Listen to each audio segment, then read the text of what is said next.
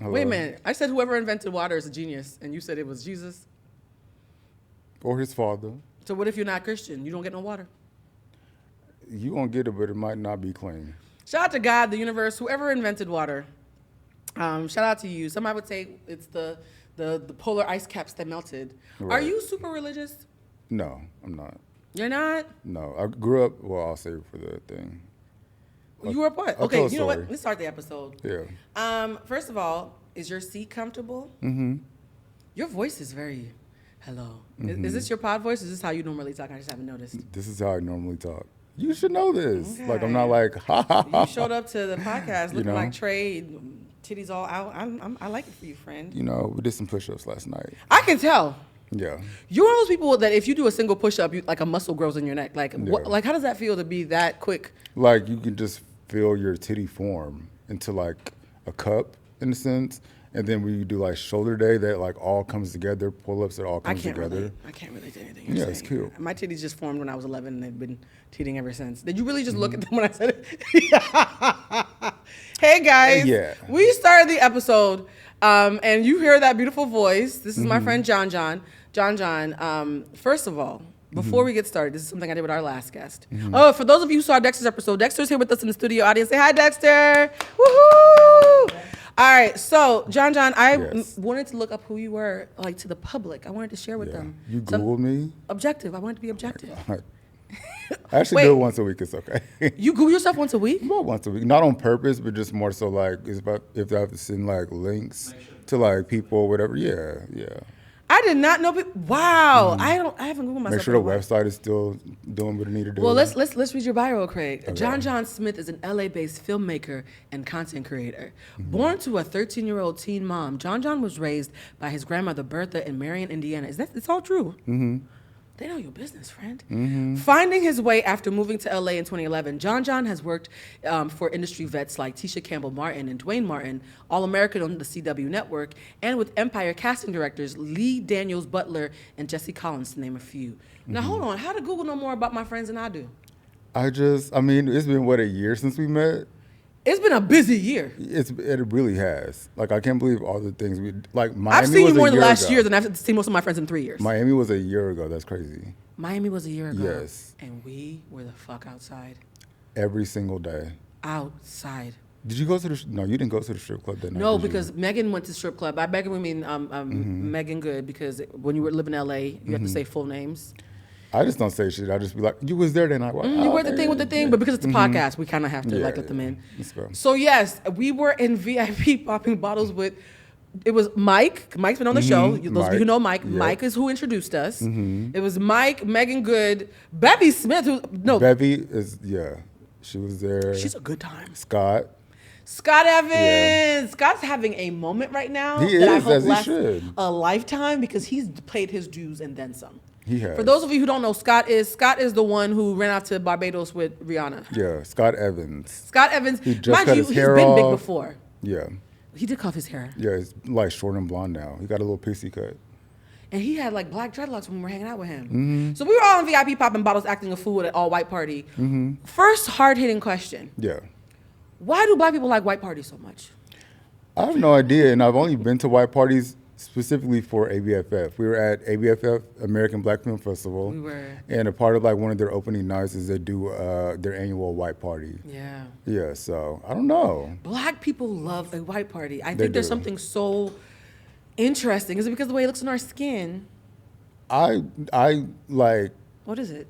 I don't know what it is, but I think for me, growing up, I never would worry about it because I always get it dirty immediately. Same. Now being an adult, like, even if I get a little dirty, you can just like use a little clothespin and shout it out. I think it's spiritual.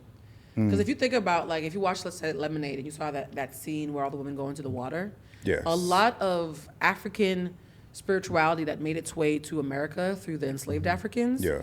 and then settled really heavily in the South, you have to wear all white when you're doing ceremonies. Well, speaking of water, let's acknowledge Mr.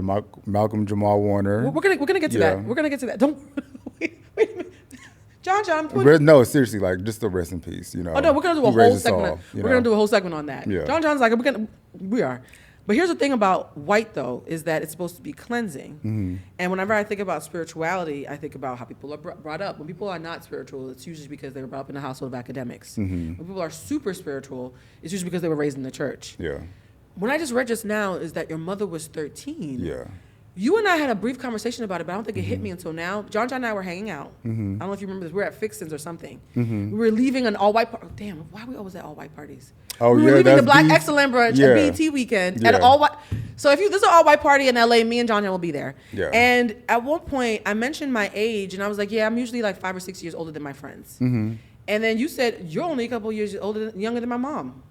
Yeah. It's okay. That was violent.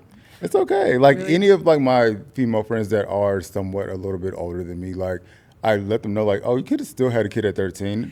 I They're didn't like, there's no realize- way. I was like, hello, I'm standing in front of you. When you said that, I should have done the math. I was like, wait, me and John are not far enough for me to be only a couple years younger than his mother. But now that I'm realizing she's 13, you were being literal. Yeah, right now she's like 46.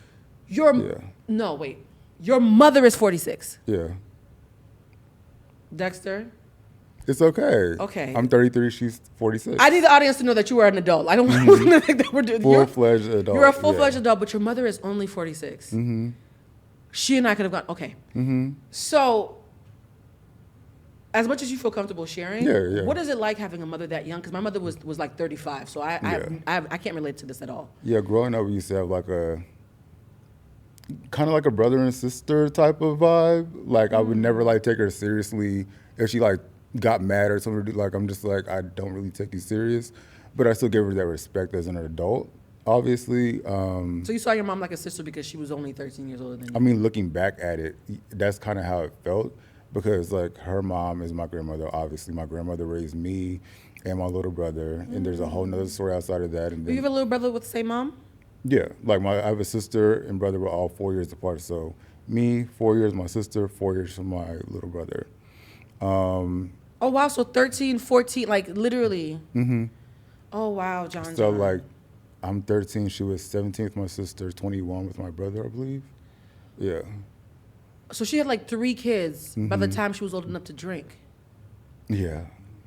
John, that is an extraordinary upbringing. Like I remember when I was 12 and she was turning like 23, 24, 20, like at that age. Like I remember stories and like, so side note. So we used to go to this church, me and my sister.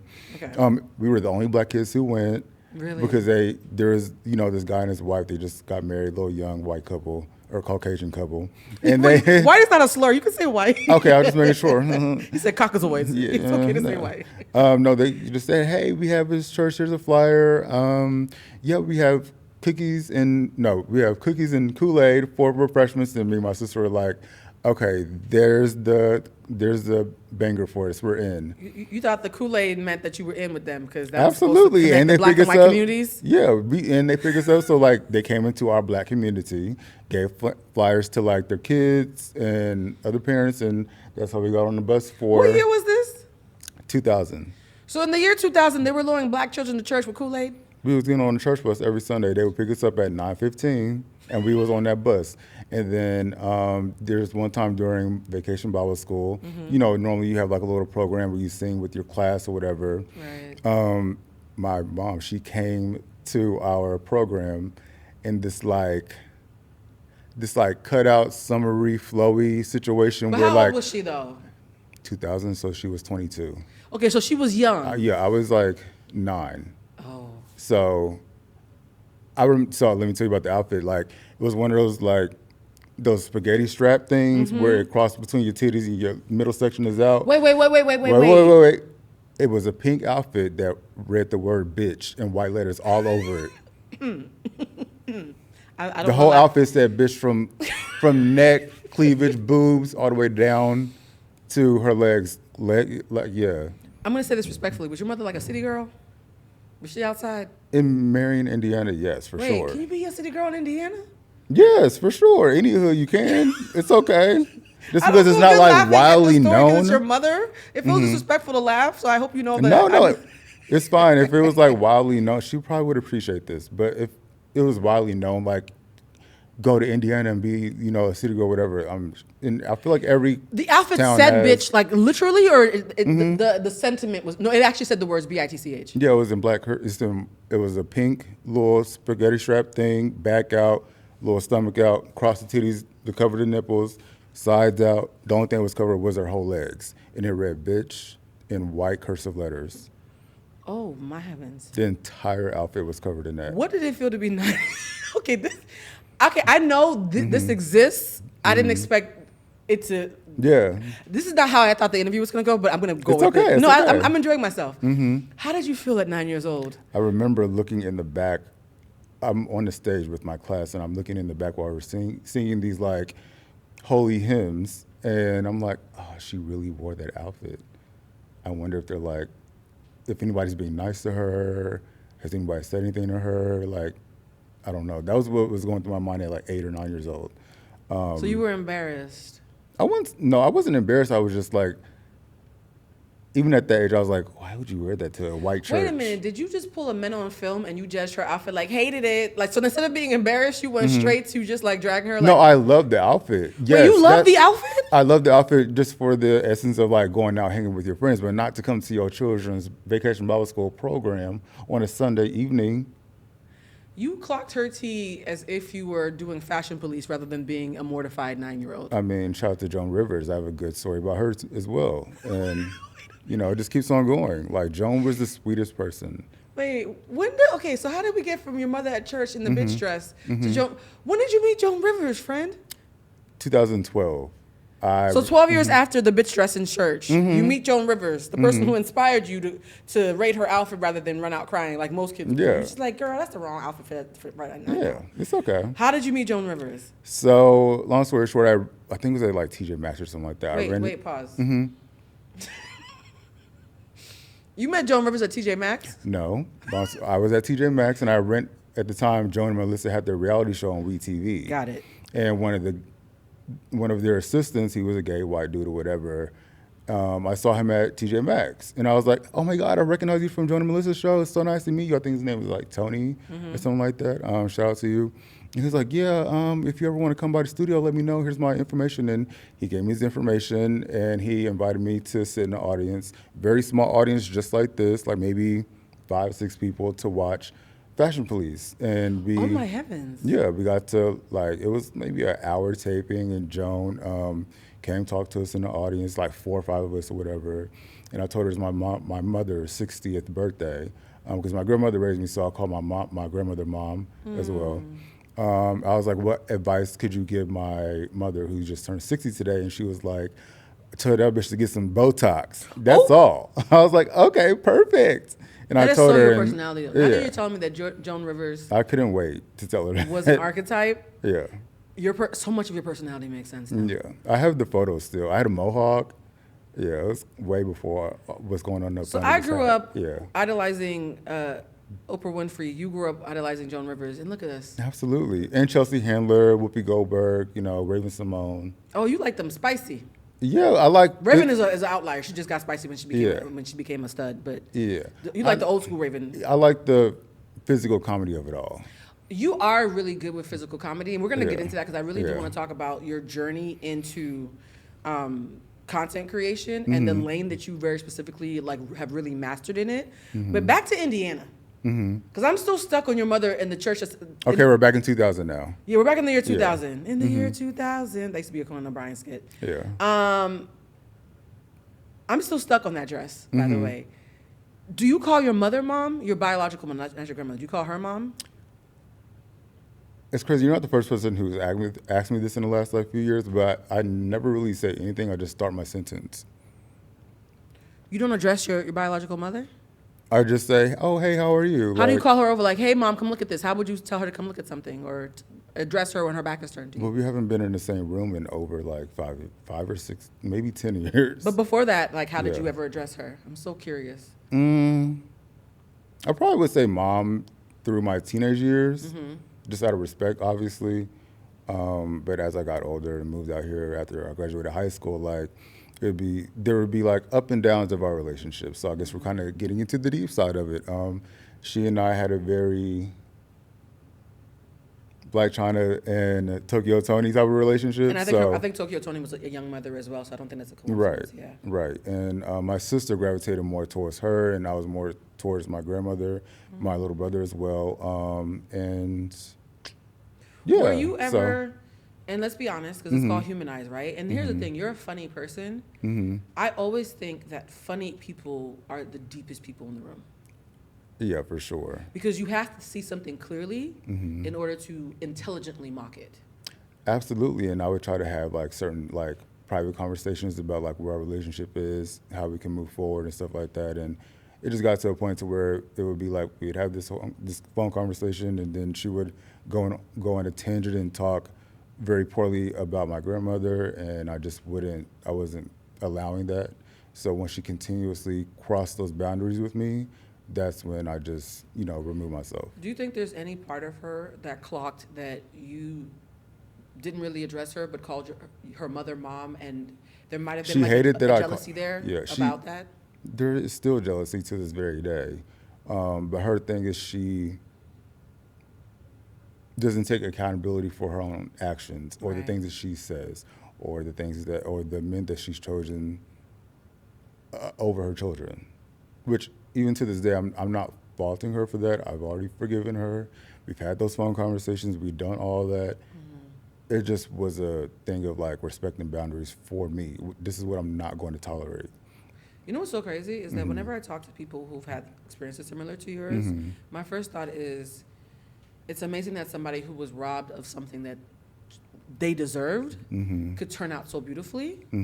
But listening to you talk about your mother is making me realize a lot of times those mothers feel like they were robbed, and they don't know how to center their children because they feel like they were still at the age where they needed to be centered. And it becomes this weird rivalry of, how dare you ask for the thing from me that I didn't get myself? Have you ever felt like your mother might have envied or resented the childhood that you were able to get that she might not have gotten? Absolutely, because she tries to, in her own words, like, mama brainwashed all my kids to not talk to me or to not do this or do that or whatever. And I'm just like, that's who she's going to blame. Got it, cool. But what you're not going to do is continuously direct that energy towards me, and then also sending her text messages to her, wishing death on her while I'm flying back and forth from LA to Indiana to take care of her whenever she would have a knee surgery or a doctor appointment or whatever. I'm always going to be there to do that as her son. She raised me, and if you're jealous of that, that's something that you have to work out on your own, but I'm not going to allow you to continue to bring this energy towards her, especially in this time of literal physical healing. I love that you call your grandmother your mother, because I very staunchly believe that there are people who biologically bring you to this world, and then there are your parents. And in a perfect scenario, those are both the same person. In a not perfect scenario, they're different people. And so I'm not the kind of person who would think that it's disrespectful to call your grandmother your mother, because it sounds like she is your mother, and she's the reason why you're the person that I know today. Like the version of you that I adore and asked to be in the show, she raised him. So it does make sense that you call, why am I getting emotional? It does make sense that you call her your mother. I think a part of me just aches for your biological mother and how she can't let her bitterness about her choices allow her to have access to the version of you that we all get to have access to. Absolutely. That's a loss for her. Absolutely, and that's okay. Like, I've given her those like chances over and over again, especially in the almost 15 years of me living in LA. Yeah. I moved out here right after high school.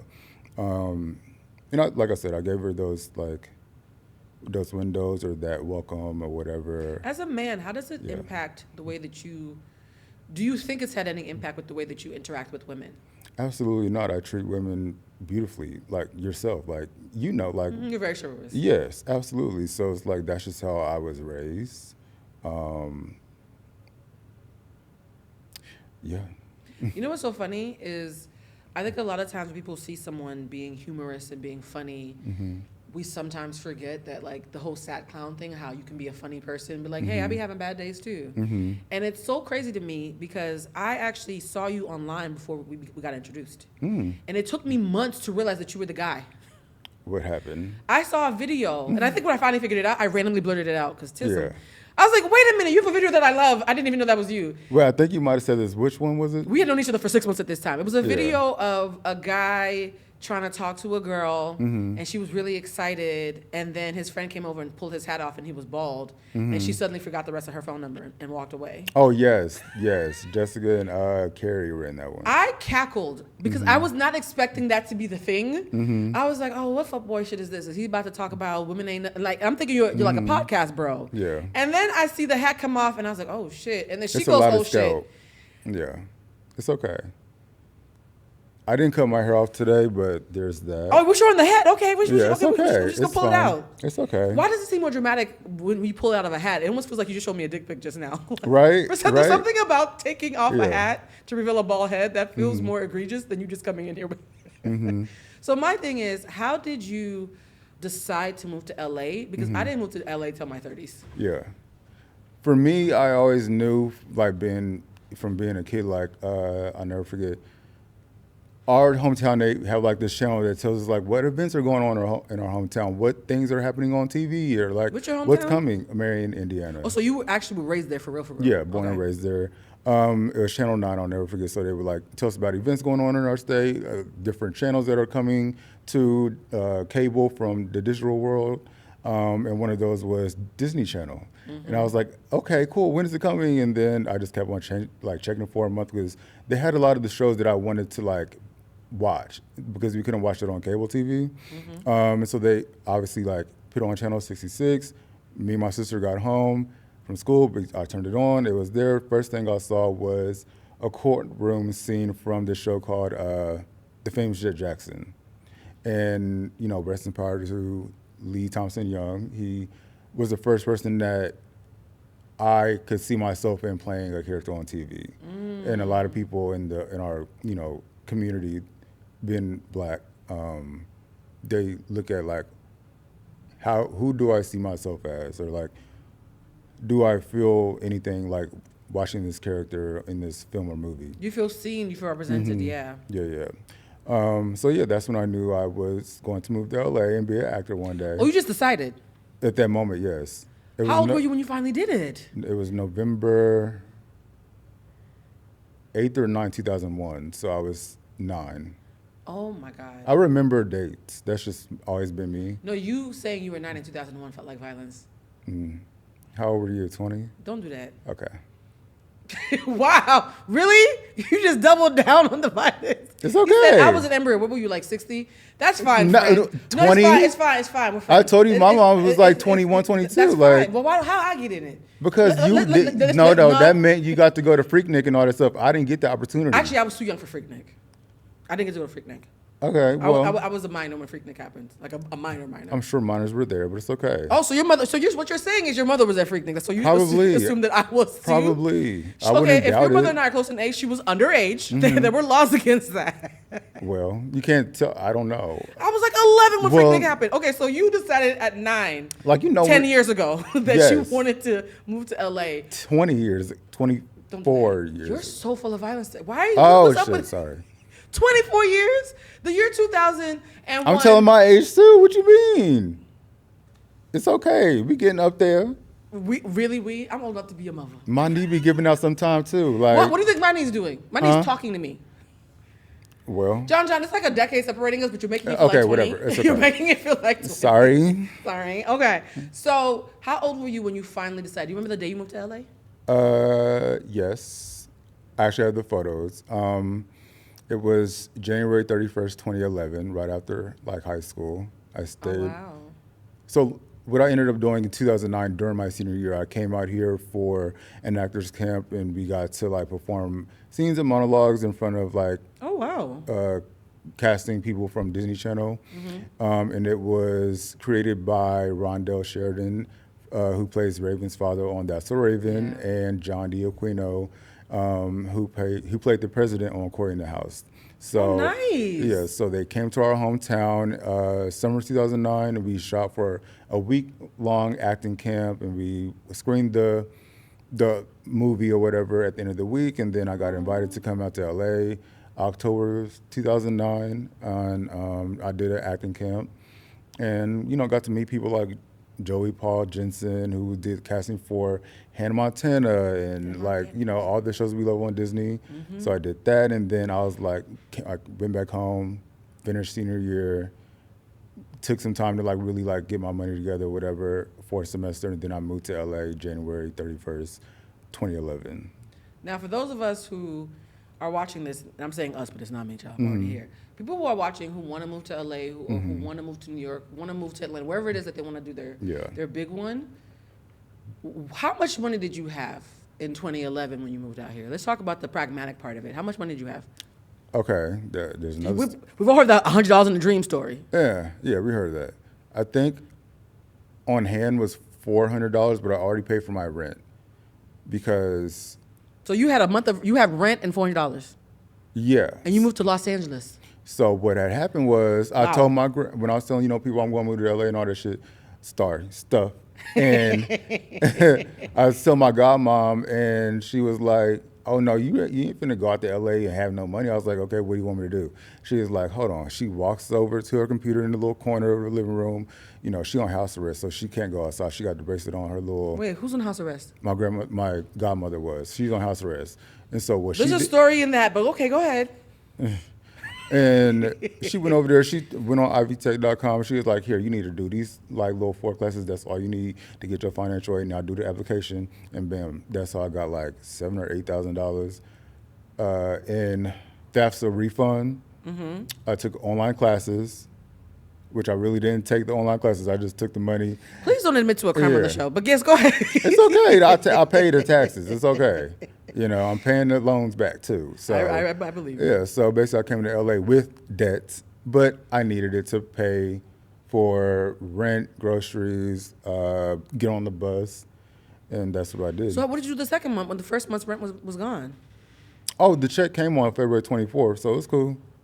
Oh, so you were living on the edge. I have everything timed. I had a dream I was in the dream, and I looked on the computer in the dream, and it said February 24th, your financial aid has been processed. So you moved here January 31st because you had already prophesized that you'd be getting that check. I knew it was coming, and I had a dream like a week or two date. into it before I got it that it's going to be on the 24th. That is bold as fuck. That's Jesus. That's all I can say. That is bold as fuck. Wow. I mean, I get it. I moved to LA because I had a prophetic dream. So it feels like LA called both of us. Yeah. It's interesting though because you first of all, I love how pro-black you are in a lot of the stuff that you do, and you coming here to be an actor does not surprise me at all. Yeah. Now, how did you go from coming here to be an actor to getting into the thing that we all know you so much for, which is content creation? Like, how did that happen? Because a lot of people, they fight it when their plan requires a course correction. So how did you decide, like, hey, I still want to be an actor, and this content creation thing might actually be something I want to invest in? Because you can't casually content create and make money. I've learned that the hard way. Go ahead. I want to hear this. Excuse me. I just got to a point to where I was doing a lot of, like, auditions and stuff. Like, I was living a double life. Like, during the day, I was a college student. At nighttime, I was, like, hanging out with friends or doing stand-up comedy or, just basically living a double life. It felt like. So when I would have auditions for, like, TV shows and stuff like that, I would have my friends in between class, like, help me do my self-tapes. And then I booked one, like, Little Caesars commercial. It was paying like $300, but that commercial ran for years. You didn't get residuals from that? No, because it was non-union. Yeah. So make sure it's union if y'all working on a commercial, guys. You were in a non-union commercial for Little Caesars that ran for years, and you only got $300. John 3:16. I don't remember what it said in the Bible, but that's what I got, $316. I'm uncomfortable with that. Yeah, it's okay. It's 2014. Yeah. That's, wow, okay. That's crazy. Yeah. Also in that, when I went to the hair and makeup lady, first thing she said, she's like, like the shirt, you have a bald spot, so we're going to fill that in. And that's when I got introduced to hair powder, where you can fill in your hair thinning. She filled it in, and by the time it was time to roll, they still gave me a head to put on. But I still left with that $316 and now a new way to, like, fill in my thinnest spot because the Rogaine wasn't working yet. It'd take like 3 months to fully kick in. And then I just roll with that for years. Male pattern baldness is such a prevalent part of your comedy. And the fact that the first video I ever saw you on before we met was me laughing at the hat thing. How did you? First of all, I do want you to get into how did you get into content creation, but I also am curious how you turned something that's supposed to be a huge insecurity for men, Yeah. like a huge. You tell a man that his hairline is fucked up and his day is ruined. How did you get into content creation, and what made you feel comfortable taking an insecurity and turning it into a branded thing? Yeah. I got into content creation because my old roommate of mine, he had an ex-girlfriend who was a beauty and makeup influencer, and she's like, "Oh yeah, I make like $20,000 a month," and he and I we had talked about it $20,000 from YouTube. USD Yeah, a month. from YouTube, and she had been. Was doing it Jackie Ina? Who was this? Um, Because back in 2014, who was making that kind of money in 2014? Yeah, her name on Instagram is Iris Baleen. We all know her. Okay, she Yeah. was making it. Yeah. That was his roommate? That was his. I'm sorry, his ex-girl- girlfriend? That was, yeah, yeah. I used to watch her videos. I'm part of the 20K that she was getting. Yeah, when she first moved to LA, like, she lived in a regular apartment and stuff like that, and like I got to see how her life progressed within a year's time of. She bought a house. Yeah. It's crazy. Me, her, and Andrew Day used to all go to church together. That is wild. I was not when I joked. I was like, no, if it was 20K in 2014, it has to be somebody I know. And sure enough, because it was like 5 girls who were making that back then. Yeah, from YouTube, and she didn't even know you can make money from like a lot of people. They didn't know you can make money from monetization on YouTube. And YouTube is the holy grail, honey. Yeah, It's the holy grail. Yeah. So Iris, who is wow, I'm still Yeah. like stunned by that. Yeah. Those of you who don't know her, all the OG makeup girls, we all know her. There's like 5 names that we all know, and she's one of them. Yeah. And so she is making 20K. Your ears perk up because you were having prophetic dreams about 7K. 20K is definitely gonna wake your ass up. Yeah, 5 years later. Right. And so Yeah. what about that interaction made you think I should get into this? Was it something that happened immediately, or was it a delayed response to finding out how much money was to be made? Yeah, well, she and I's mutual like friend, he and I, we were roommates, and we had talked about, let's do this, let's do that, or whatever. And long story short, he ended up moving back to Beaumont, Texas, and He gave I up? stayed. Yeah, well, he had already been living in LA for about 14 years. He gave up. Yeah, yeah, and he. And I'm saying it that bluntly because LA will if you have the spirit of giving up in you, LA will find it.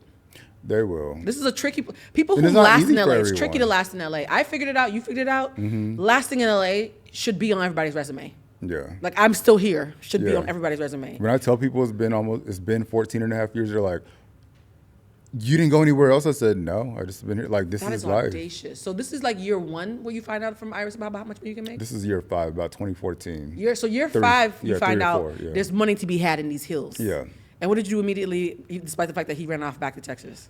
He and I, we just made plans to do it, and it just never happened. And long story short, he and I were going through some like personal things, and he had a family member who passed away, and it was just a lot on him, and he wanted to be around his family and stuff. So he, moved back home, and I stayed out here, and I was like, okay, who am I most inspired by? Liza Koshy and T. Pendel. So I'm like, I like Liza's physical comedy. With T. Pendel, like I can like do like classroom type things. So when I transferred, mind you guys, I'm a first generation college student. I went to. You're a first generation college student. Yeah, remember my godmom had put me in, in that online class thing or whatever, and that's how I made my money or whatever. Like just FAFSA for years, like 9 years. FAFSA. Going to college is how you made your money? Mm-hmm. Now you got to pay them back. Yeah. I tell her all the time, I'm like, thanks for putting me in debt, but it's okay. No, but she kind of Yeah. ended up helping you sponsor your future. Absolutely. And now you can afford to pay them back. Absolutely, and I fly her here all the time. Wait, he said I fly her. You better Yeah. talk your shit, King. Yeah, Yes. she has a good time. That is amazing. You know what I'm realizing as you're talking? When I was 13, my friend Ebony got pregnant. Oh, she watches this because a lot of people from high school watch this. My bad, Ebony. I'm going to tell your business. When I was 13, my homegirl Ebony got pregnant because I remember I was listening to the Machiavelli album, Tupac. And I was like listening to Tupac, and she was like, I'm Of pregnant. course. And I was like, oh, we're having different realities. I thought I was being spicy, swearing at school. That's the same thing that happened to my godmom. When she's like, when we found out about you, Jaylee never told us anything. She just came back to school and she had a baby with her. I was like, oh, really? It just hit me that you're Ebony's son. Yeah. You're the baby that our village raised. That's me, literally. Yeah. Like, it just hit me that, like, her son is your age. And Wow, that's crazy. So me and you kikiing and getting drunk in VIP at ABFF and running around these white parties. Yeah. I'm hanging out with Ebony's son. Oh man, I'm having an It's epiphany. okay. That doesn't ever, well, because you didn't see your mother as a mother, you saw her Yeah. as a big sister, Yeah. and your actual mother was actually a regular mother age. Yes, yeah. It probably isn't as stunning to you. But for me, it is very stunning that I'm looking at Ebony's For child. me, I just looked at everybody as like, we're all friends. That is not Yeah. how most people see mothers, but that's Yeah.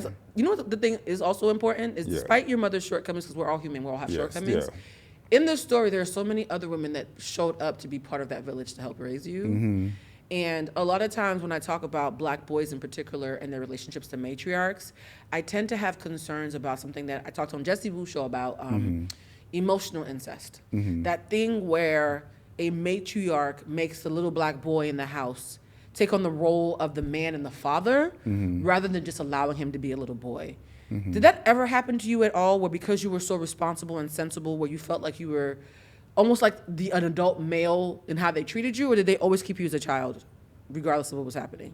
I think more 50-50 of both, because even when my grandmother would have to go work third shift, I still have to look after my sister and little brother, who was a preemie. My brother was a preemie when he was born. And you were the big brother. Yeah. We We didn't didn't- sickly. Yeah. Yeah, so long story short, we actually got him out of the hospital when he was about 2 months, because my real mom actually left him in the hospital, and she wouldn't have went back and got him had me and my grandmother went and got him. That's devastating. Yeah, John. like, and it is, but it's like, that's just like how much of like her accountability that she won't, be accounted for, like, or she wouldn't like admit or anything like that. You made She- peace with the fact that she doesn't have it in her to take accountability. Exactly. Like, I just feel like she likes to blame everything on our grandmother. But it's like, nobody told you to suck and fucking go get these kids and leave them in the hospital. And then when my grandmother gets a call, we go down there and pick him up, bring him home. The first thing out of your mouth is, "Mama, why the fuck would you go get him?" That's Exactly. painful. It's crazy. And then for like 2 or 3 years, she would make me, my sister, lie about him to like our friends or her friends or the public in general, and we would have to say like, "Oh no, that's our cousin, that's not our brother," like stuff like that. Like, No, that's harmful. that to is him. insane to look back on that. Why would you make your children do that? I'm so happy that despite having a biological mother who was compromised in her ability to nurture you and raise you, that you did not grow up with bitterness towards women. No, I would never do You- that. you say I don't no, even like, I don't even have it against her either. And that is actually a miracle because I know so many men who have that story, who then turn around to make every woman that they come in contact with almost pay for it, regardless of their orientation. A lot of people, they think that gay men do not still grapple with misogyny. That is not true. I'm going to say this, I'm going to look into the camera. Y'all know I like to do PSAs. A gay man is still a man. And I say that to hold them accountable, and I also say that to show them respect. Right. I think a lot of people, women in particular, do not act like gay men are men just because they're not trying to fuck them. Right. And I think that's, even to the men who allow that to happen, I think is a disservice to see a queer, masculine presenting man who sees himself as a man and to act as if just because he's queer, we have to put an asterisk, but I don't have to like hold him accountable or hold him to a standard that I would hold other men to, right? Yeah. And so because I strongly believe that gay men are men and I treat all my gay male friends as if they are men, Yeah. I don't believe in the whole Atlanta Housewives things of acting like they're accessories and pets. Yeah, that's I pretty find that odd. offensive. There's no like, I mean, okay, not that I could think of off the top of my head right now, but there isn't a lot of masculine presenting dudes who like dudes. Like, I can't name one person right now. Who's but I like would- really big in the social zeitgeist. Yeah, like I wish that there was somebody like him. Who knows? Maybe I'll be the first. But Yeah, you better talk your shit, King. I love like, it. I would love to do Next Gen LA. Have you been seeing that? Yes, and Yeah, I I love had to it. stop watching it because me and Candy are from the same era, and so I see Riley as if I would see my child, and seeing how anti-black it is, I can't be on an anti-black cliffhanger. I need for the rest of the series to come out so I can see that Riley's okay all in one sitting. Riley holds her own. I definitely will say that. Yeah, she but does. I felt violent the last time I watched Next Yeah. Gen and saw how this black girl was being treated by these white kids. And I was like, I'm her mother's age. I'm going to wait for this to be over so that I can calm down. You can hear Candy's voice crack. When her voice cracks, y'all know Candy is pissed. Me and Candy are both Taurus women who were raised during the same era. I turn into Candy when I'm mad. I'm sure. So the minute I saw the clip of Candy's voice cracking, I said, I think the fuck not. Yeah, your era of black women, definitely y'all do act the same. We don't play that shit. Because like my godmoms, Monica, Rena, my Aunt April, like Beyonce. Yeah, like we're all the same age group. Y'all act a different type of way. Like we know when y'all are pissed, when y'all voice start cracking and that little tear come down your eyes, like you ready to go crazy. Women... Y'all ready to headbutt somebody. Let me explain something to you about women who were raised in the 90s. Black women in particular who were raised in the 90s. Yeah. The 90s was an interesting time for us because it was a very pro-black time trend-wise, but white supremacy was doing its big one. Yeah. And we were often the ones who had to like protect and hold our men down, right? It was this whole thing of, if you're a black girl, you got to hold your black men down. Some of us have paid for it dearly and are dying unmarried, but that's a whole different conversation. Yeah. And because we were raised to be so pro-black, while also watching white supremacy do a big one to our men, there's a certain level of protectiveness that we got from our mamas and grandmas from the 60s and 70s and 80s that kind of died off in the early 2000s when social media became big and assimilating white supremacy was more popular than fighting against it. And so there's a window of time where black women loved being black women and were holding down black men and still felt a responsibility to the village. Yeah. Now, because of social media, everybody's super hyper individualistic. So what somebody younger might be like, well, that ain't got nothing to do with me. Women my age, like, nah, that's somebody's child. What the fuck are y'all? Nah, we're not doing this. Like, and it kind of hurts me that that's a dying thing. Now you're seeing, unfortunately, 40-year-old grandmas who are competing with their daughters. It's a different time.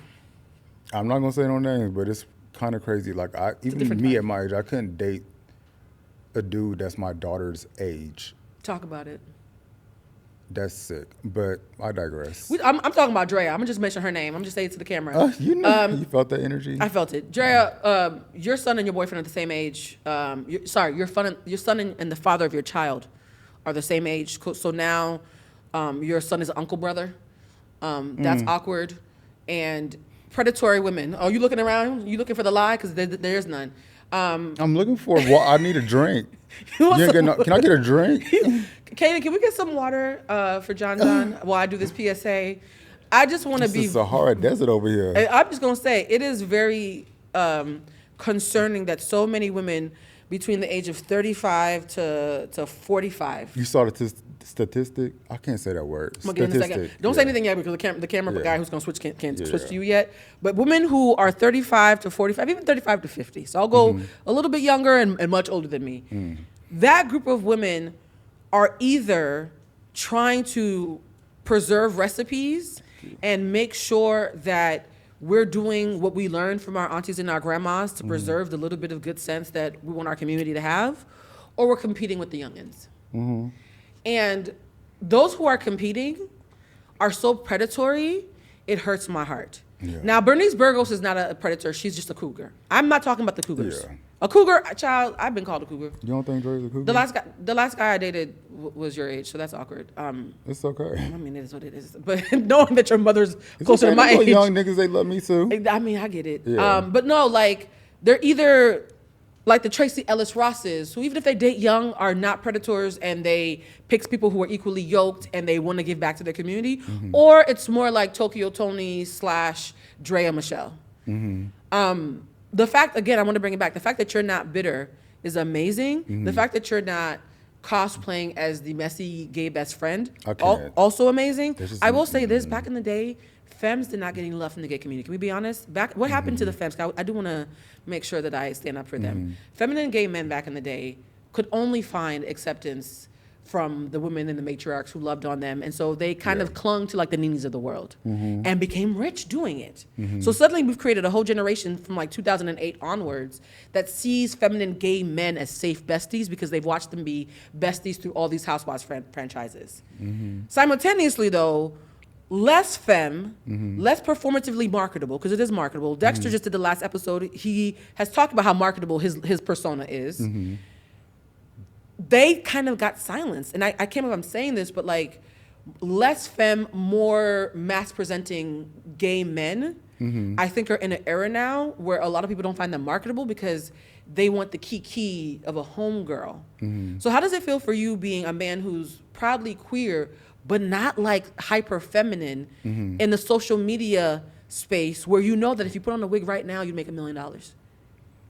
Oh yeah, I mean, and I put on a wig last year for Halloween, being Kamala Harris. So And I was there. Yeah, I was. yeah. That's not the same. I mean, we got the clip when she walked in. Oh. I have that. I have her Are reaction. you blackmailing me on my own show? Just a little bit.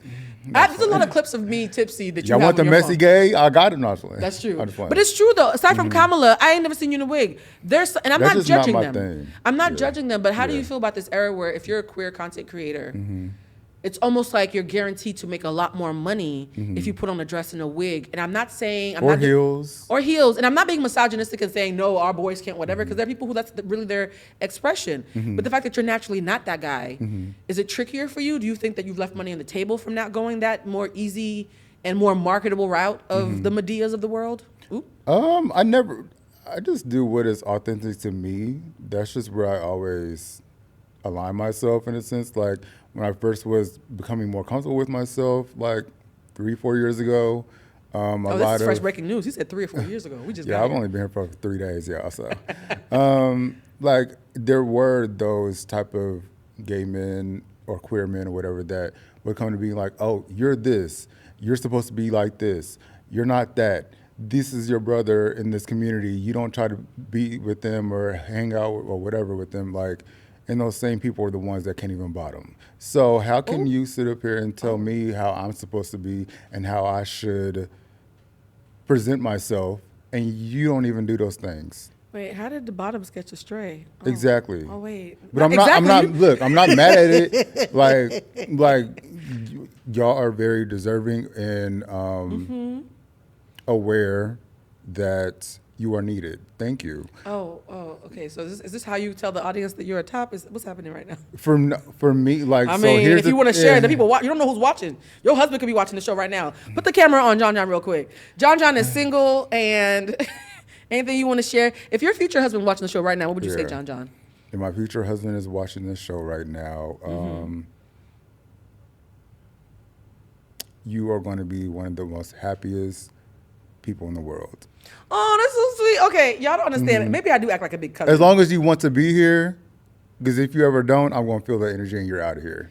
See, the version of you I knew was when we walked into that party at, I think it was Fern and Ashton's house. Yes. And then we yeah. were at the party, and I remember thinking, I hope he finds a person, because you were talking a lot of about, people say that. because there was some fuckboy that you were wasting time with, and it broke my heart. And I texted Mike, Yeah. I was like, Mike, your friend John-Jonne is so sweet. Tell him to leave them boys alone. Like I was so Yeah. devastated Yeah. because you're such a nice person. You're also a Cancer. Rising. Pisces, Sun, Virgo, Moon. That's a lot of water. Wait, you're a Virgo moon too? Mm-hmm. My last guest was a Virgo moon, and so am I. Yes. So everybody who's been in the studio today to tape an episode is a Virgo moon. That's probably why we all showed up. That's why I'm always observing, like Beyonce is. But wait, a Pisces sun and a Cancer rising? And then everything after that is all Pisces. Like the Mercury, the Venuses, everything is Oh, Pisces. so you cry. No, I actually don't. Like when I feel You like don't I'm ever cry? That's a lot of water for you not to be crying, friend. I never boo-hoo cry. No, this is now the Cancer news coming out. No, honestly, now I the different don't. tiers of, like a single tear is a cry.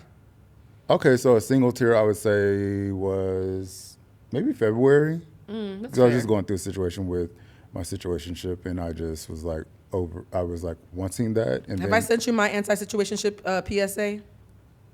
Huh? I'm gonna send it to you. You said you saw me on TikTok. It was on the TikTokies, and it went viral. So I know you've seen it. I'll be sending it sharing back. your TikToks, don't you? I appreciate it, but Yeah. no, the situationship one. It hurts my heart that somebody's amazing that you let anybody have you in a situationship. I mean, it's just life. There's some It's like a choice. it is a choice like of comfortability or whatever. But I'm to the point to where like today, and he and I haven't even had that conversation. I won't be having that conversation of like, what are we? Like, I don't need to do Yeah. that again. Yeah. Like I've done for X amount of time.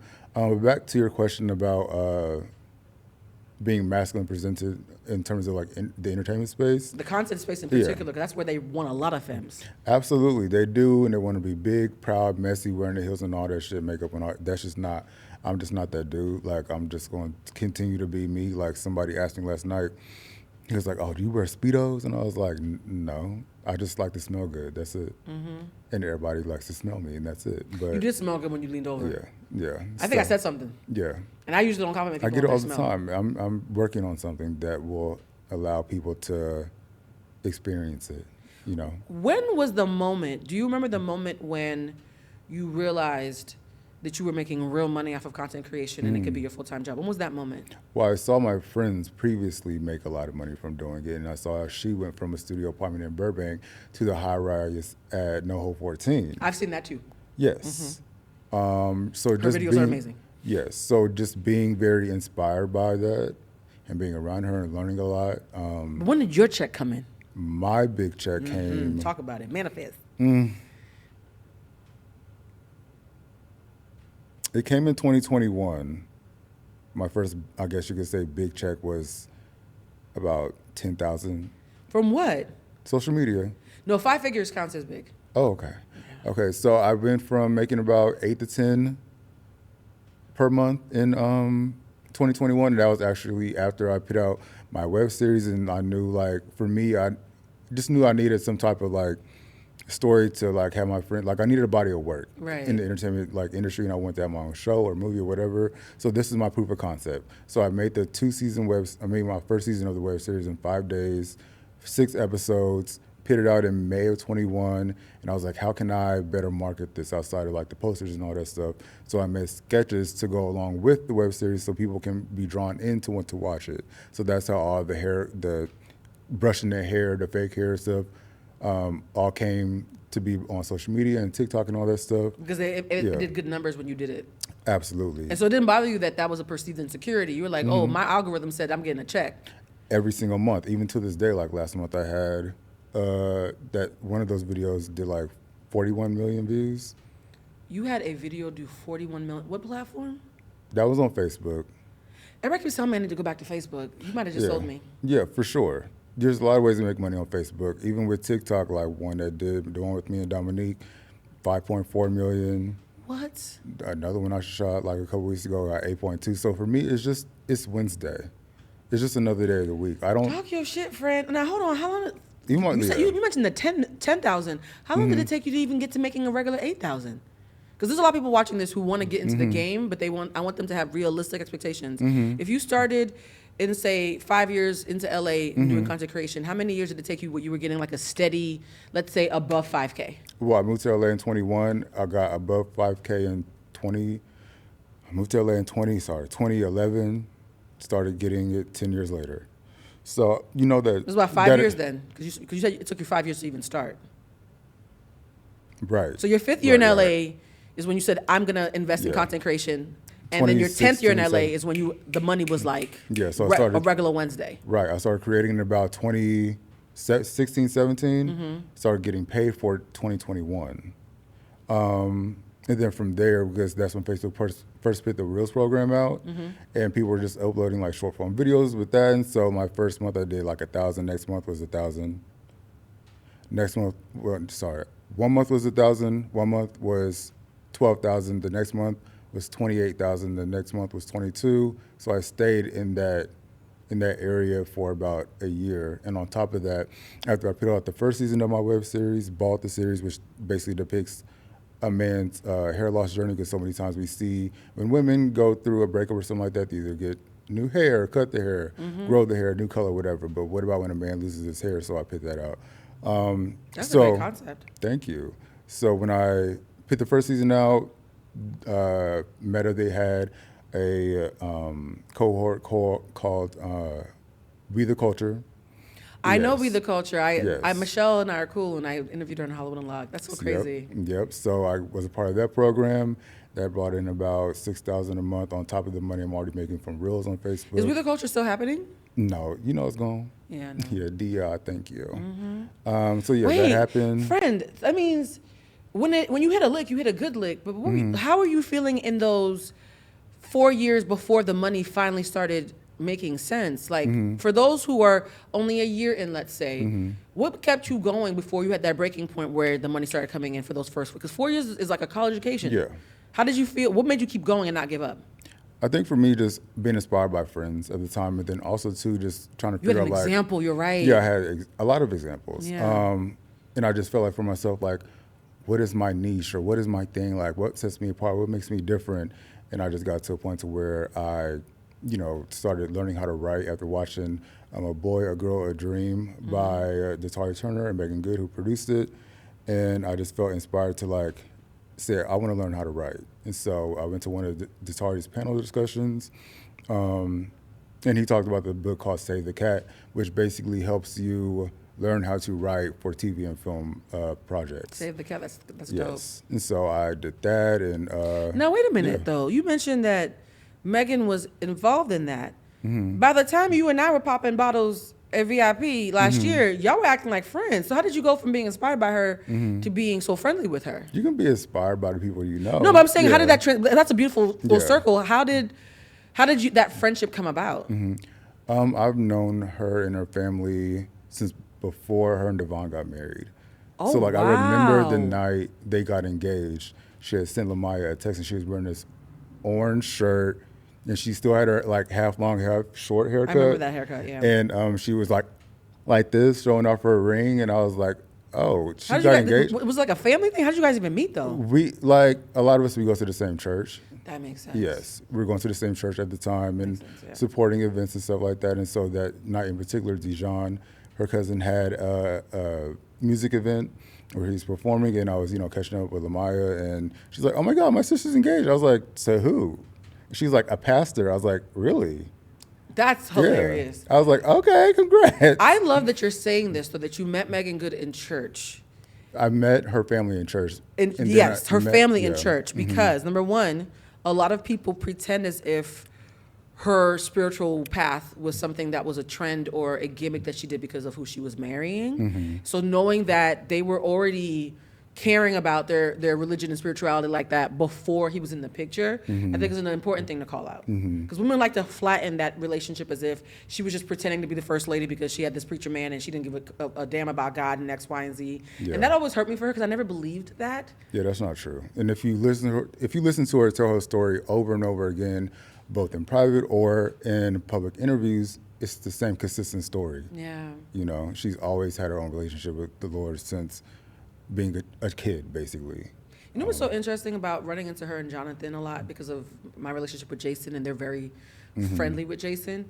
Every time I'm at an event with Jason, a kickback, I already know who the usual suspects will be. Jason Lee is very particular about who he has around him and who he trusts. And I actually like that because I know that because he wants to be safe, I'm safe by proxy. Yeah, Jonathan and Megan are almost always involved in that in some way. yeah, They're always so kind and thoughtful and lovely, even in settings where there's no camera and nobody looking, that it sometimes feels awkward for me then when I go on like a talk show or Yeah. one of my friends' pods and they're a punchline. And I'm just like, they're actually really nice people, guys. Like, he really cares about him. absolutely. Like, she cares about him and he cares about her. Like, even when y'all Yeah. not, like, People- it's so yeah. awkward. Like, how do you feel when someone is talking ill as like a punchline about a celebrity or a public figure, but you know them as a real person? That's something Right. that living in LA has made me grapple with a lot. Right. I think for me, it's just like I'm always one step ahead, and I'm just letting people know, like, whether it's negative or positive. I'm like, she's in love with him. That's all I've ever gotten or received, and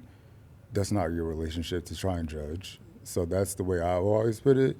This is obviously my first time answering it publicly, but she genuinely is in love with him, and now they're married. So let them do them.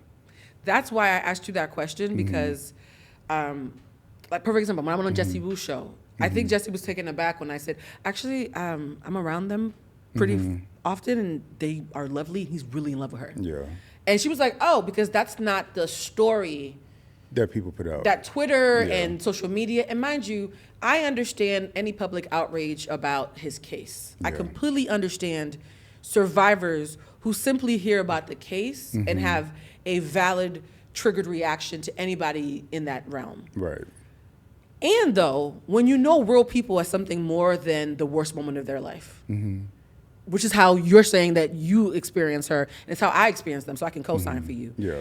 It feels a little bit lonely when you just want to point out somebody's humanity, but it's not the popular trending sentiment, and people look disappointed maybe. And that's Jesse just- did, Jesse yeah. did a good job. I'm gonna give Jesse a Yeah. shout out. Jesse, you could see she was like, oh, well, Blue doesn't like everybody. She's saying that Jonathan and Megan have a real relationship. Maybe there's some credence to it. So Jesse was lovely. Yeah. Not everybody has been lovely. I'm sure because, you know, they want to get their views and clicks up or whatever and monetize off of it. But at the end of the day, they're still themselves. Yeah.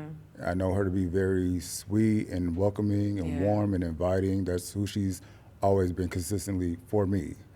Now that she has this new guy in her life Who's now, like obsessive, like he's Yes. in love with her. who is her husband. That I love that for her and how they're Yeah. building their legacy together with their fitness app and stuff like that. I'm really excited for them. That fitness app. Let me tell you something. People are gonna want it. I had to do a business lunch with, I've never shared this publicly, but because I know that you're somebody who cares about them Mm-hmm. and they're safe, because I'm very remiss to talk about anybody who's a public figure, even on this show, unless Right. I feel like it's safe. Yeah. I had a meeting with Jonathan, and it was noon, Mm-hmm. 12 noon, like 1 minute after 11:59 a.m. Yeah. I was just proud that I made myself a protein shake that day. Yeah. I sit down in front of Jonathan Majors, and he's been up since 4 o'clock and had 2 workouts. Yeah. I'll be wanting to see about The way I wanted to push my food aside, like, oh, Yeah. I'm just gonna have some ice water. Yeah. He lives in, like, his health, like, you would think that Yeah. he's constantly training to be in something the way that it's a lifestyle for him. Mm-hmm. And every time I've seen him, even when we saw him at ABFF, Yeah. we saw him at ABFF during the day. But that night when we were at the white party, I said to Megan, I was like, "Where's Jonathan?" She was like, "Oh, girl, he's at home sleeping because you know he be working." I was like, "This man really lives this," and I'm saying this because As he should. It's very inspiring. Like, I love when people are really taking their body health and they're seriously. disciplined. Yes. Now this is the segue. This is how I showed you I'm a professional at this podcast. Okay. Yeah. So in June, Jonathan's not at the club with us because he got to work out. Right. Fast forward 6 months later, Yeah. I see John-Jonne Smith for the first time in only like 6 weeks, and suddenly you built like you want to be in the next Marvel's movie. Me? John, you were a What I twink during the holidays. Oh, yes, and you yes. came back with body. Should we like put a photo where We might need to do like a Yeah. split screen. Yeah. John, you. And the thing is, you know when a friend has a major glow up and there's a face they make where they're just waiting for you to say, because they know you Yeah. see it. Yeah. You walked in, you were like, "What's up?" I said, John, you got titties in the back. What's going on? I know. You a big, It's you a insane. man. Yeah. And I mean, you took it like a champ. You're like, "Yes, I am." Thank you. I How does it appreciate feel to have such a? And here's the thing: the reason why I'm mentioning Jonathan Majors, not aside from the fact that we can both co-sign that Right. him and Megan are actually two lovely people. Because thank God you're here. I'm the only person on camera who I see saying this. I'm like, Of course. finally somebody else who can vouch I'm not Yeah, crazy. yeah. Seeing somebody that disciplined and that built, and then you see his before pictures of when he was skinny and small. That's compelling to see it on the internet. Yeah. I didn't expect you to pull one of those though. Right. What made you decide to go from a twink to a zaddy in 6 weeks? Okay. I'm not exaggerating, guys. I did not see this man for 6 weeks and he came back with a new body. It happened that quick. Yeah, like that was the person that I was even like a year before you and I met. Really? And I was in tip-top shape. I had no waist, like traveling the world doing my thing, and then God slowed me down, and I was having some body pain issues, and I felt it in my joint. It was right before I was going to Paris for Fashion Week. I'm like, I had to have the best body before that. Yeah, I was just having like joint pain, muscle aches, or whatever. I'm like, okay, I just did it too hard, and whatever. Went to the hospital, went to the doctor. They were like, oh, you know, you're fine. Your blood is clean. I'm like, okay. And then here we are now a year and a half later.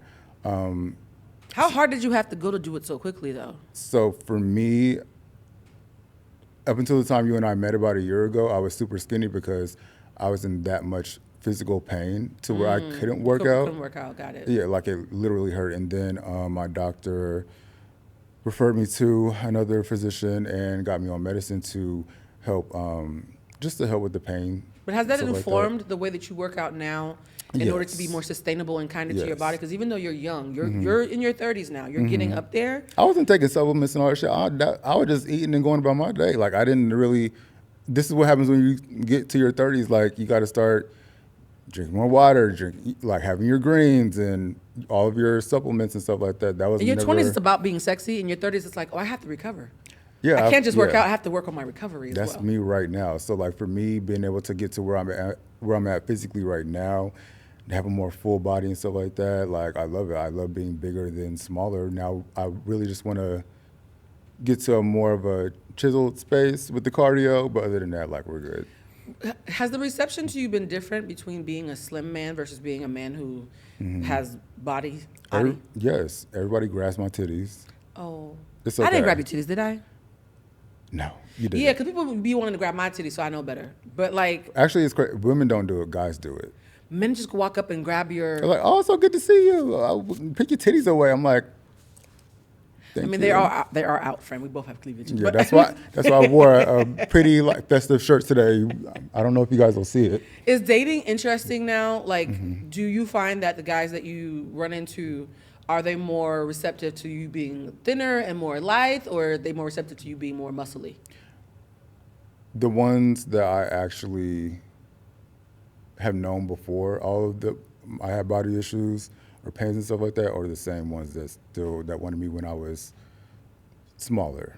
So it's those same ones. I'm just like, oh, y'all really just fuck with the kid Oh, personality. that's dope. Yeah, that was dope. You know what's so interesting is that when we had Dexter on, we talked about people being fetishized and how, you know, the queer community can be incredibly shallow. Absolutely. You have to look a certain way, present yourself a certain way. When you walk into a room, all eyes will be on you. They will be judging you from the top of your head to the bottom of And your that's feet. a trauma response. Yeah. And for me, that's why I enjoy being around my straight friends way more and going to straight events way more. But it's so funny because when we hang out, I see you do both with no issue. Yeah. Like, it doesn't even read on your face. Like, you're not a messy, like, person. So it's like you're pretty even keel whether we're at a gay event or a straight event or something a little bit in between because it's LA. Yeah. Is it harder to date out here? Because here's the thing. Most women that I know say that it's hard to date in LA for two reasons. Number one, a lot of the black men here either don't date black women or the ones who do date black women are already taken. Or the fine, successful ones are all queer. Is it easier for you than it is for us? No, because Because I went to a party the other day and it was full of incredibly attractive, successful gay men. And I was like, fuck. and even though they're attractive and successful, does not mean they want to be in a relationship. Oh, that's a good point. When you're attractive and successful, a lot of them, they don't want to be in a relationship for whatever reasons. Some people just like to be free because they just got to a certain place to where they can financially do whatever they want, or they're receiving their new success and want to just, you know, chill out and do whatever they want to do them. But there are a lot of people that don't want to be in a relationship. The ones that do, like myself, I used to be like, oh, I want to be in a relationship. I think like, you'd so be bad. amazing in a relationship. Oh, Honestly. I know I would. And just like I was saying, like how the homie like a couple weeks ago was like, oh, your first relationship is going to be horrible. You don't know how to tend to another person, do this and that. I'm like, nigga, you don't know who I am when I am with somebody that I'm dealing with. And he must not be your friend because you're very attentive to even your platonic friends. Exactly. So just imagine how big of a scale or elevation. Just imagine how big of a scale I will go for someone that I'm actually dating. Do you get anxiously attached though? Because a lot of people who have a lot of love to give and haven't had the right place to put it, when they finally get into a relationship, it's great that they have all these attributes, but they can sometimes be a little anxious. How do you ever get anxious or like have to stop yourself from like, let me not get too excited just because it's the first person I've liked in 5 years? Like, how do you do that dance? Because I feel like a lot of my audience watching this is gonna be like, I relate to John, but they're the same people who are like, when I get a man, I act like Huda. Like, how do you work through not letting your crash outs come out because you finally found a good one?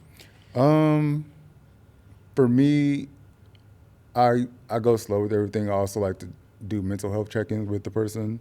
No, that's nice. Yeah. So for me, as a man that is very serious about mental health and going to therapy, I've gone like 3 or 4 different times in my life. And some of them was because I was going through something, and other times, like even just recent, it was simply because I just wanted to do a temperature check. And then I got, discharged. I was like, okay, girl, well, see you later. But yeah, for me, like, it's just certain attributes that I look for. Like, are you serious about your mental health? Will you go to therapy?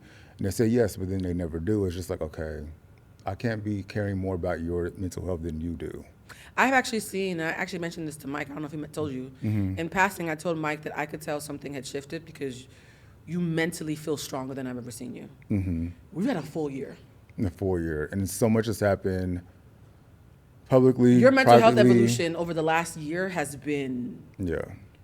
Actually, I think it's been like a year and a half because it was like it was winter of 2024. Yeah. It's still cold outside. It was so cold outside. So it's Yeah. been about a year and a half, and like you have evolved a lot from the Puss in Boots I saw Yeah. at the kickback.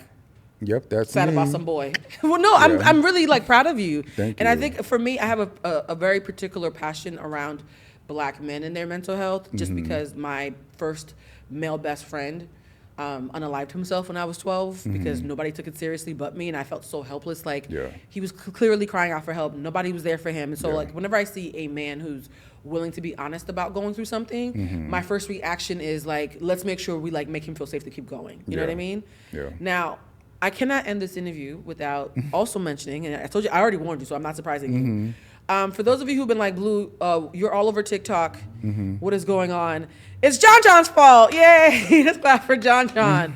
I told John-Jonne last winter, before he disappeared and came back with titties, I told John-Jonne last winter, the old version of John-Jonne, Yeah. I said, you know, everybody keeps complaining that I will randomly go viral once a year and then disappear because I don't really like social media like that. But as a writer, I realized that writers used to be solitary. Now we have to be in the front. Yeah. I was like, I need to be more consistent.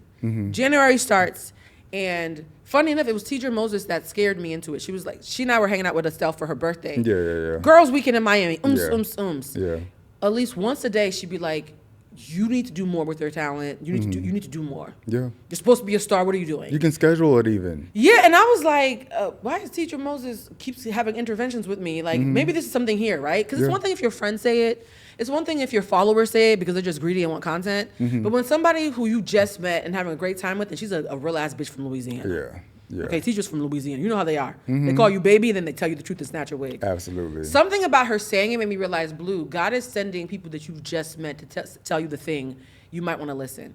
In January or whatever, when I see you and your new body, I'm like, oh shit. I said, John-Jonne, I really want to like do like more consistent content creation, even though it's not my bag. Right. I keep complaining to you that I don't know how to push the buttons. I do act like your mother when I text you late at night, like, how do you turn on the tiki-takis? I have sent you a couple of those texts. Yeah, before we got on this, she was like, how do I turn on the live? I was like, plus button is swipe to live. It's right there. Look, TikTok is for the youth, so I didn't think I had anything to do with it. So you were so supportive, and then one night, I remember it was like March, and I had just complained to you and Mike that TikTok was annoying because it's just so many rules and it's its own different language, and I might just stick to whatever. Yeah. A couple of days later, it's like 11 o'clock at night, and I look at my phone, I get a text from John-Jonne, and it's just a link for the creator program. Oh, yeah. In the middle of the night, I was like, what the fuck? And I was like, John-Jonne just took away your excuse. Hello. And I Even was a couple of weeks ago, I gave you some dinner. Yeah, I was like, to John-Jonne show just took you. away my excuse. And so I was like, is this complicated? I started pressing the buttons. I was immediately overwhelmed. Nothing had happened. I was just immediately overwhelmed. Yeah, I get it. I press the buttons. I send it off. I don't think nothing of it. A full calendar month goes by. And somebody I had told about you, I was like, John-Jonne had an intervention and sent me the TikTok creator link late at night. Clearly, he's like, bitch, get on it. Hello. So they were like, well, did you get accepted? I was like, I don't know. They were like, Blue, so when you apply, you have to go back to And see if what you they got- had said. Yeah. Because my TikTok is connected to my Facebook, which is connected to my junk mail account. So I don't see the emails. So I was like, Oh, you got to look through that. So I was like, I wonder. Yeah. I go into the tiki-taki. I had not only had I been accepted, I had made $100, and because I hadn't put my banking information, they took it back. Yeah. I said, oh, you bitches taking money back. Wait, hold on. Yeah. When that PayPal hit, ooh, baby. Yeah. I was like, not only did TikTok approve me, they took my money back because I played too many games. Hello. So then I was like, fuck, okay, so let me set up my banking account information.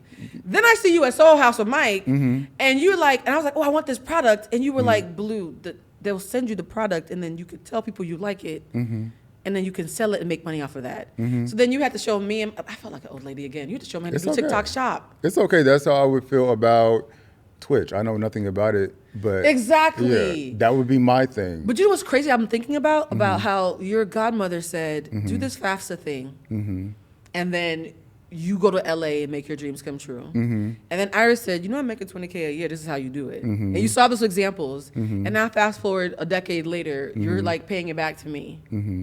There's something so amazing about that. Like, it just makes me emotional that what you're doing for me is what they did for you. And so many people in content creation in particular, because it's so oversaturated, Mm-hmm. don't have that sort of generosity. Right. A lot of people will gatekeep. They will. They'll gatekeep Yeah. the most basic thing. Why do you think you were so open to helping someone like me who was like, nigga, I don't know how to do none of this? It's partly just generally how I was raised. Like, we always are raised to give somebody the clothes off our back if they needed it. And we're going to be straight because I could wear a white beater at the end of the day. Especially But- with the morums now, honey. Oh, baby. You know. So shout out to your mother yeah. for raising you like that. Thank you. Like, I almost have to thank her for my TikTok career because that's how you helped me. You know, I just be trying to get the girls together a little bit. You know what's so crazy Yeah. is that was that feminine? it Is look, that- you could be. I can't act feminine if I wanted to. I mean, you can't. I mean, I can ask him. can't. Well, I'm a girl, so. Yeah. But here's the thing that's so interesting is Yeah. top of the year, I'm complaining that I don't trust TikTok. Yeah. Middle of the year, we have the intervention. Mm-hmm. You walk into the studio today and you say, "I keep seeing you all over my TikTok," and I was like, "Wait, what?" Exactly. Look at you. We've come full circle in You're 6 doing months. numbers. You're doing numbers. Are you in the Creator Rewards program? Wait, what's something else? Okay, so Creator Rewards program on TikTok. Get out your little notepad or Oh get God! your Okay, notes John is about to open. teach a class. Our content creators, Just listen to him. real quick. So Creator Rewards program is something to where you have to have 10,000 followers, I believe, and like Okay. 100,000 views in the last like 30 or 60 days. Yeah. And basically, long story short, like the clips that you have from your conversations about the show and whatever else, if it's a minute long or more, you can get paid for the views of that. Yes. Yeah. So if you have minute-long content, Creator Rewards program will pay you for the minutes of like 1 minute or over. That's probably the thing I have where you look at the little data and it tells you how much money your video made. Mm-hmm.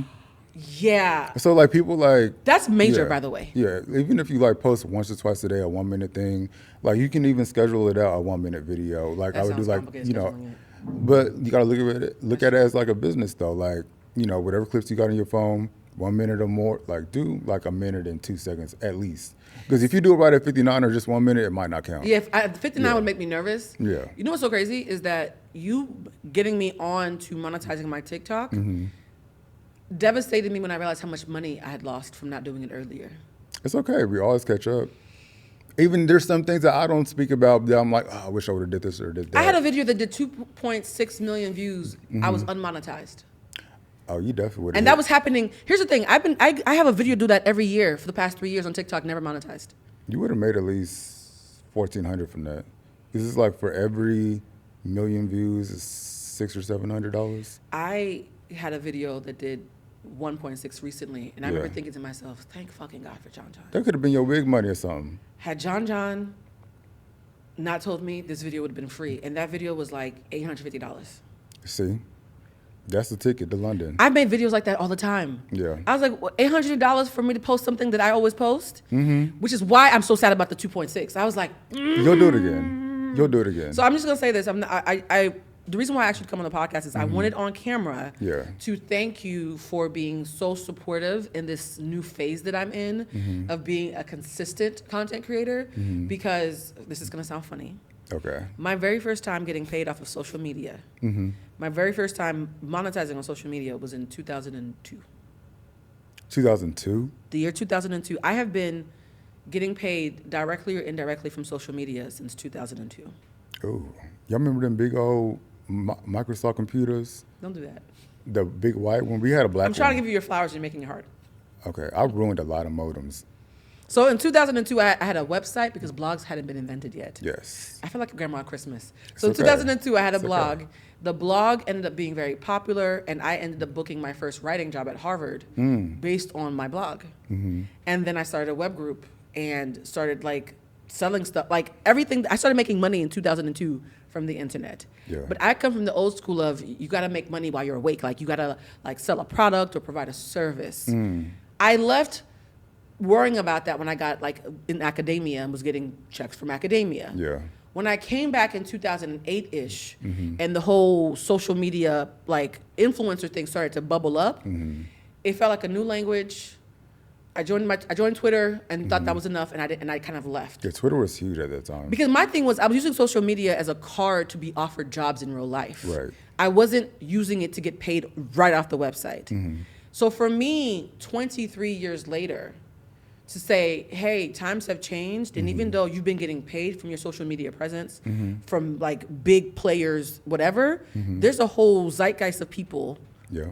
direct to consumer that you've been sleeping on for 20 years, quite literally 20 years. And so the fact that it took you 20 years into my career to be like, I can make money in my sleep. Yeah. I just wanted to thank you for that. Absolutely. And the reason why I trusted you was because I honestly think it goes back to our conversation about your childhood. You were in a space where the woman who was supposed to raise you was not equipped. And the woman who was equipped, you were staunchly protective of her. Absolutely. And the women in your ecosystem poured into you. And so it's created this man that you are now. You can see somebody like me who's the same age as your mother and be like, let me help her out and help her push the buttons. Like it's kind of amazing that we don't think about when we raise our sons that we're also raising men that other women will run into.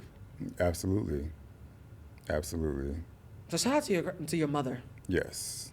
Your biological grandmother, but your mother. Yeah. Because again, I can't tell you how highly I think of you, and I think because we're always getting tipsy at parties. Of course. We can't have. Wait a minute, not of course, friend. I'm What never else? gonna We make ain't the drinking allegations about being outside if you're saying of course. We ain't drinking water at this shit. Oh my Yeah. god.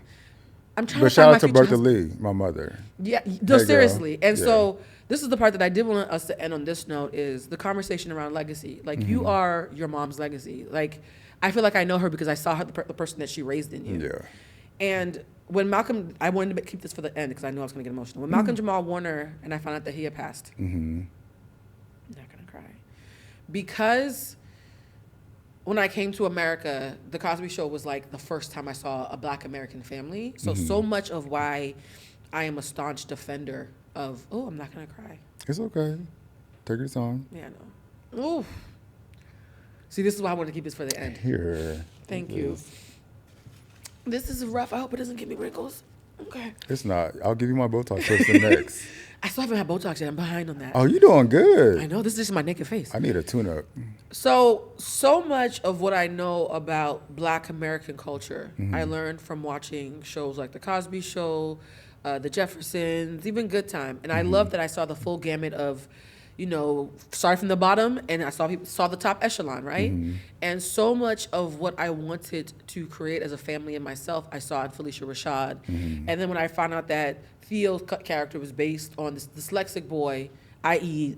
Bill Cosby's son, I felt an even closer kinship to him. And so The Cosby Show in particular was a blueprint for me. And I do think it's partially responsible, The Cosby Show and A Different World, for why, despite the fact that I'm not from America, I fight so hard for African Americans to recognize that they do have a culture. Right. Because I feel very protective of the culture that I kind of assimilated when I moved here. Yeah. So for me, I remember the first time I was on CNN, they made me talk about Bill Cosby, and I cried afterwards because I felt like I was burying a hero. Like somebody who was supposed to be this bastion of fatherhood had failed us in so many ways.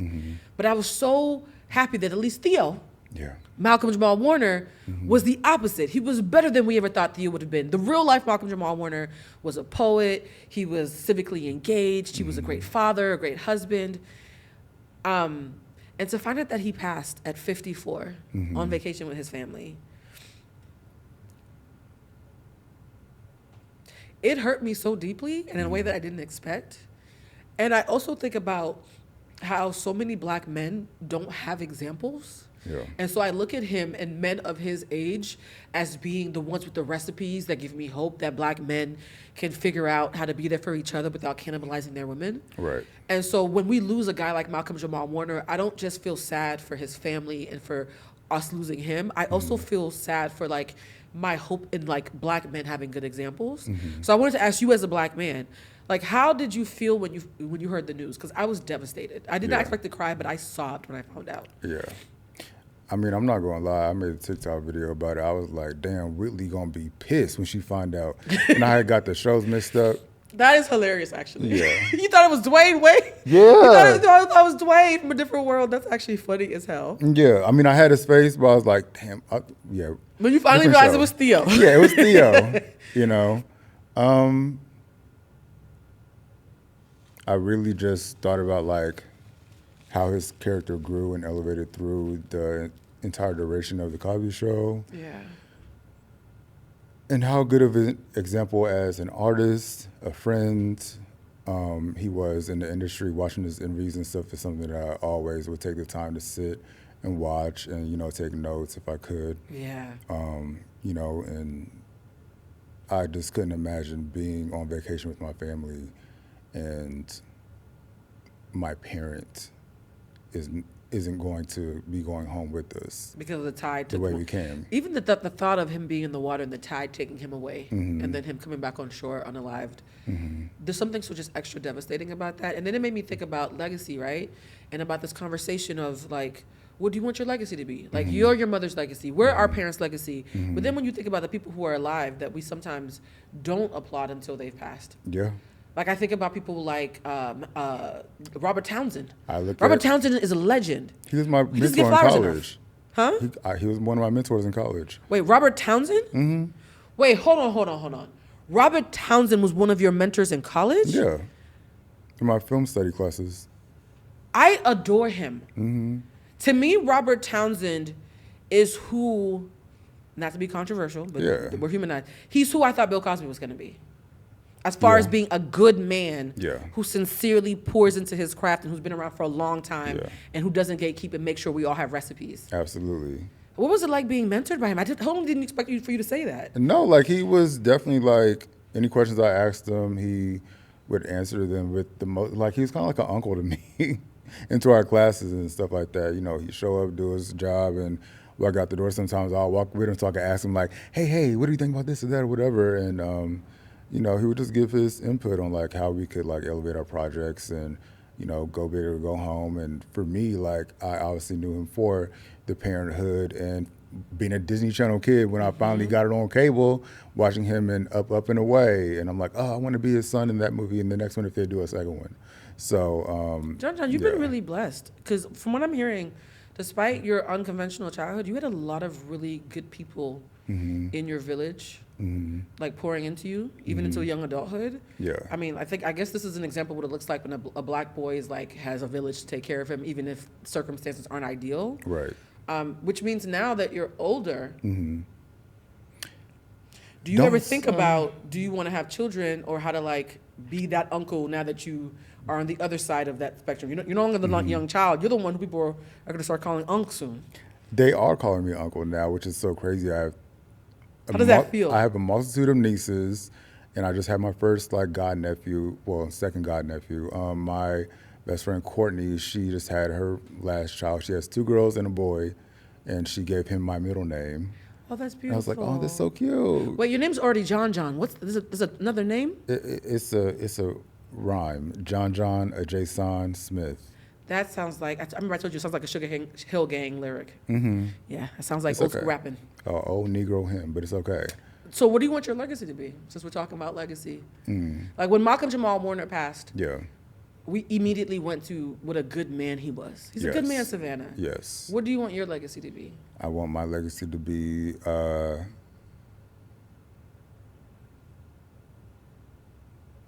want my legacy to be, especially in the industry, but even in a business sense, I just want my next generation of family members and friends, family members that, like, say if you have godkids and stuff like that, I really just want everybody to come together and not think about what this person did to them or that person did to them. Like 2019, when my brother and I both graduated, he graduated from high school, I graduated from college, so my grandmother obviously did a good job. Yeah. That was the first time in about 20 years that we were able to bring our entire families together, and they all live in the same town, and they all don't see each other or, you know, care to speak to one another or whatever. And to be able to have that and bring our family members together, family, friends, and all that stuff, I love being able to do that. And so for me, when it comes to the industry and business, I want to be able to continue to show them that it is possible. Yeah. Being in LA for 14 and a half years, a lot of people can't say that. They either will go to a different city, move on, or whatever. I just want to be able to like work with the people who are also still alive. Like for me, I always think about, and that goes back to your point of like not giving people flowers when they were alive. I look at Natalie DeSalle. She's someone that I always wanted to like obviously work with or like meet at least once. And, you know, she passed in the, when we were in the pandemic, and how much love she got after she was already gone and passed on. That always hurts my heart when somebody did the work, but their flowers don't come until after they're gone. Yeah, so for me, I'm always like even with someone I'm dating, whatever, like I'm always giving flowers. Well, you are. I If can attest to that. And if I'm not giving flowers, I'm giving information that could help propel someone else to the next wherever they're trying to get to. So you were raised by a beautiful village, and now you want to be a part of a village of your own. Yeah, village of my own, and for the last like week, I have been thinking. I was like, 34 is kind of a big year. When I turn 34 next year, and I know Courtney just had her baby. You're in your Jesus year. I am. As somebody talking about water was invented by Jesus, you're in your Jesus year. Listen, I definitely. I don't know how I'm going to do it, but I'm open to the idea of having a baby. I was just about to ask you because when I think of my guy friends who I think would be amazing fathers, you're definitely on that list. Absolutely, I would be. He's like my little built-in best friend. I'm just gonna tell you this though: Yeah. when you start to parent, it makes you reflect on how you were parented, and it might bring up moments of frustration when you're giving your child something that you didn't have, and it might also show you grace when you're overwhelmed in a way that your parent was that you didn't fully understand.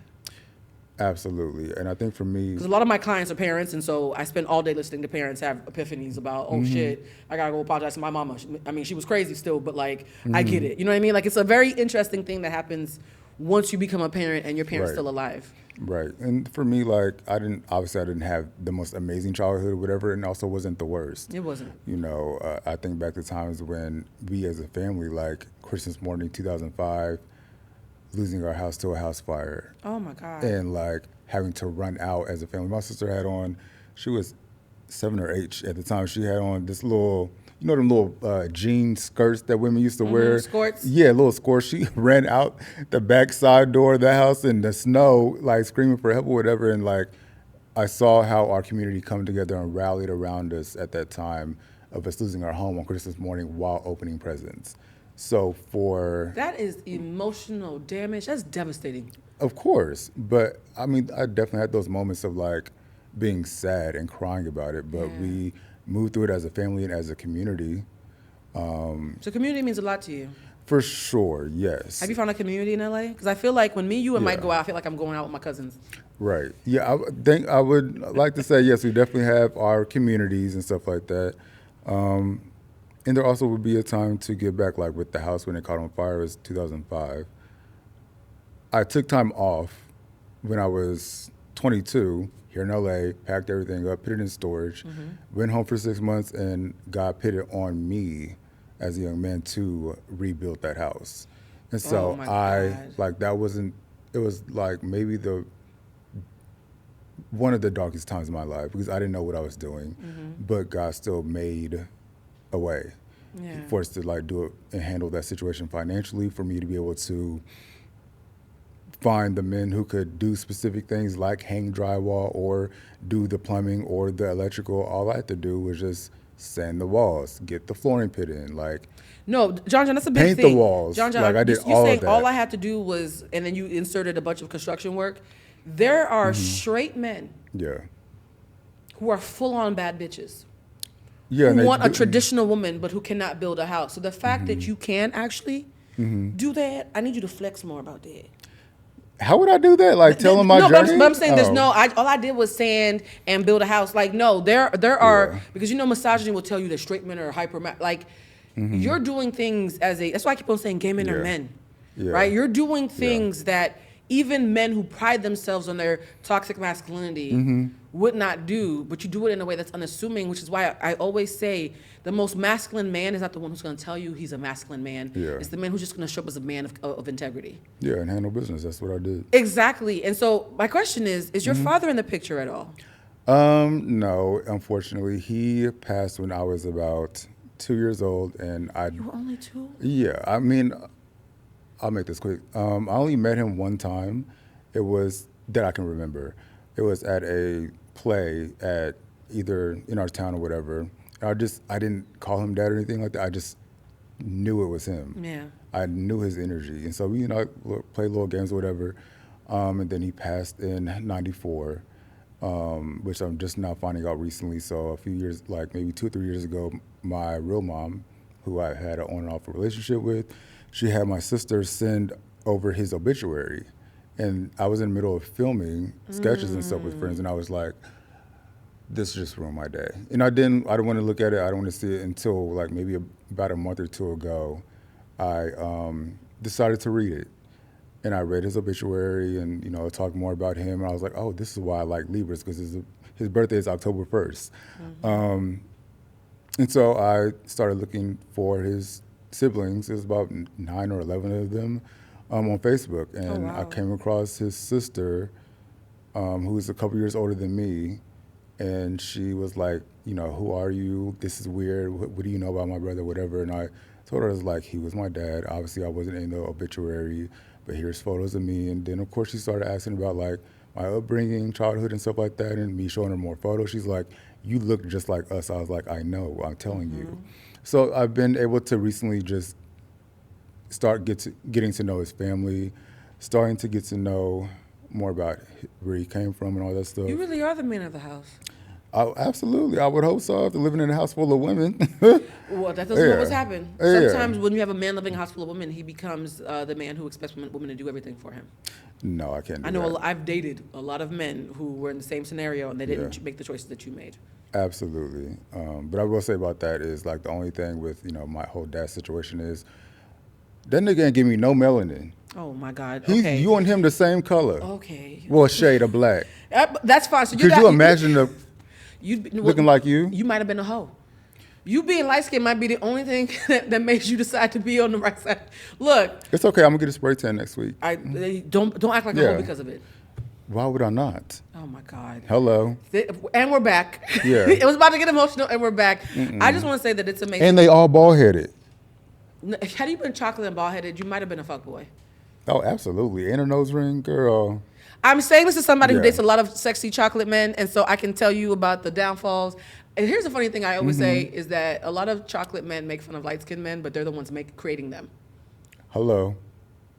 I'm literally... Those who understand what I'm saying, understand what I'm saying. Yeah, I'm literally a light-skinned version of my dad. That's We have the same face, structure, everything is literally the same. It's just his complexion was a little bit... So you, my color, is your father? Yeah. Oh, he was a cat daddy. Hello. He got my mom at 13. Not to say, how old was he? He was 2 years older. Okay, that's not a crime. Okay, because I have a thing about insane. my guests get so comfortable that they sometimes admit to crimes on the show, and we have to cut them No, out. no, So no, that was not a crime. Your Yeah, daddy was on the they right were side teenagers. They were Yeah. both teenagers. Okay, Yes. good. I got nervous. Like, we were about to end this on a good note. No. I will say this. I'm so happy that I got a chance to thank you for being so supportive on camera. Of course. I'm so happy also that all the people who are making you all that money laughing at you because you're in on the joke. Recognize that there's a whole other side of you that I get to see. Yeah, I control the narrative online. That's why I did it. Yeah. You're very, very stoic and calculated about what you share online versus who you are behind the scenes, and I really do appreciate that because I know so many people who do comedy content online who are clowns in real life. Yeah, literal clowns. That's why I started doing lifestyle because I'm like, I'd rather y'all just see what my life looks like. Can we look into the camera? Another PSA. For those of you who do content creation doing comedy, just because you are a comedian doesn't mean you have to move like a clown in real life. Let whoever needs to hear that. And so I love that you're highly successful because a lot of the people who are clowns in real life, well, like, well, I'm successful, I have to do it. No, you are a very successful person who does comedic content, but you are a man of integrity in real life. And I think that needs to be applauded because unfortunately, a lot of people take the bait.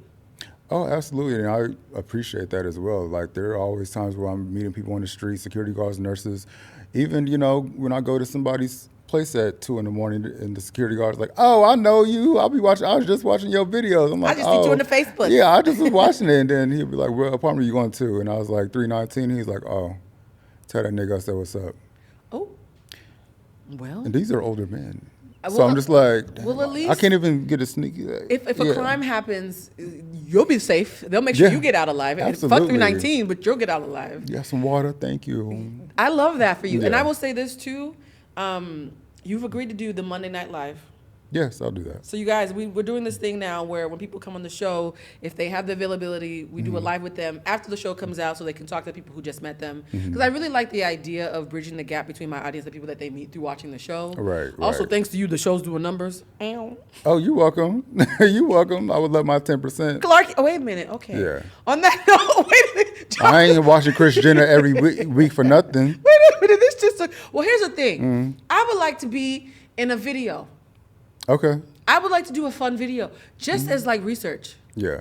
Well, it's not going to be one. It's going to be like 5. Because when I shoot, I do like 5 back to back. This just turned into servitude. Oh, that's It's okay. why you Come with your ideas too. So that's how like. Yes, because I'm open to being stretched while still maintaining my integrity. Yeah. I do have a line of I'm not gonna do no shit that I can't defend.